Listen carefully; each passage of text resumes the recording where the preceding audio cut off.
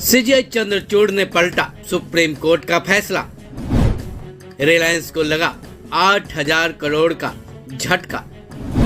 केंद्र सरकार क्यों हुई खुश? सुप्रीम कोर्ट के सीजीआई डीवाई चंद्रचूड़ सर्वोच्च न्यायालय और खुद के भी फैसले पलट देने के लिए जाने जाते हैं। एक बार फिर ऐसा हुआ है।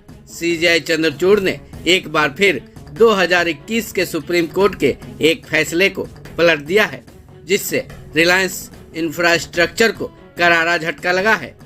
ये झटका थोड़े बहुत का नहीं बल्कि 8,000 करोड़ का है। सुप्रीम कोर्ट में सीजीआई चंद्रचूड़ ने एक ऐसा निर्देश जारी किया है जिससे रिलायंस इंफ्रास्ट्रक्चर की बेचैनी बढ़ गई है। दरअसल सीजीआई चंद्रचूड़ ने डीएमआरसी यानी दिल्ली मेट्रो रेल कॉरपोरेशन की तरफ से उसकी सहायक company Delhi airport metro express private limited को दी गई पूरी राशि को चुकाने के निर्देश दिए हैं। ये राशि ओरिजिनल आर्बिट्रल अवार्ड के रूप में दिया गया था। अब रिलायंस को बड़ा झटका लगना इसलिए कहा जा रहा है क्योंकि पहले ये रकम 2,782 करोड़ रुपए थी, लेकिन ब्याज की दर बढ़ने की वजह से अब ये रकम 8,000 करोड़ हो चुकी है।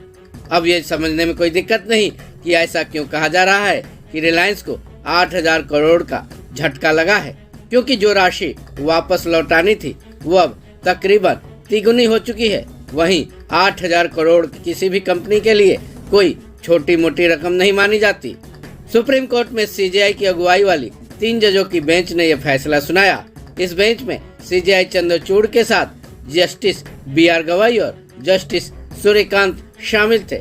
सबसे पहले ये जान लीजिए कि रिलायंस इंफ्रास्ट्रक्चर मुकेश अंबानी के भाई अनिल अंबानी की कंपनी है। इस विवाद के पूर्व के फैसले में डीएमआरसी के साथ विवाद में अनिल अंबानी ग्रुप की कंपनी को 8,000 करोड़ रुपए का भुगतान करने का आदेश दिया गया था। सुप्रीम कोर्ट ने कंपनी को पहले ही हासिल हो चुके तकरीबन 2,500 करोड़ को वापस वसूल करने के लिए कहा गया और माना गया कि पिछले फैसले के कारण न्याय नहीं हो सका।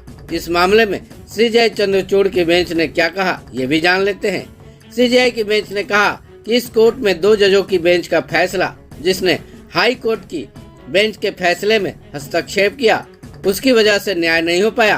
बेंच के फैसले को खारिज करते हुए इस कोर्ट ने एक साफ तरीके से अवैध आदेश को बहाल कर दिया था। ये बातें सुप्रीम कोर्ट के 2021 के फैसले के बारे में सीजीआई की बेंच ने कही, जिसने एक सार्वजनिक इकाई पर कुछ ज्यादा ही दायित्व सौंप दिया।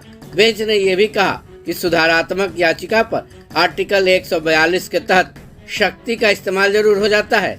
अब यहाँ सवाल यह है कि अनिल अंबानी की कंपनी को 8,000 करोड़ भरने हैं, जिसका आदेश सुप्रीम कोर्ट ने दिया है। लेकिन इस फैसले से आखिर केंद्र सरकार खुश क्यों हुई है? केंद्र सरकार ने सुप्रीम कोर्ट के इस फैसले का स्वागत क्यों किया है? केंद्र सरकार ने सुप्रीम कोर्ट के इस फैसले को ऐतिहासिक क्यों बताया है?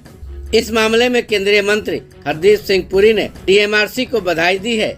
उन्होंने सत्यमेव जयते कहते हुए लिखा है कि माननीय सुप्रीम कोर्ट का यह फैसला ऐतिहासिक है, जिसके लिए डीएमआरसी टीम को बहुत बहुत बधाई। गौरतलब है डीएमआरसी और DAMEPL सरकार की इकाई है, इसलिए अपनी इकाई के हक में फैसला आने पर केंद्रीय मंत्री ने अपनी खुशी जाहिर की है। इस खबर में बस इतना ही। बाकी अपडेट्स के लिए जुड़े रहे।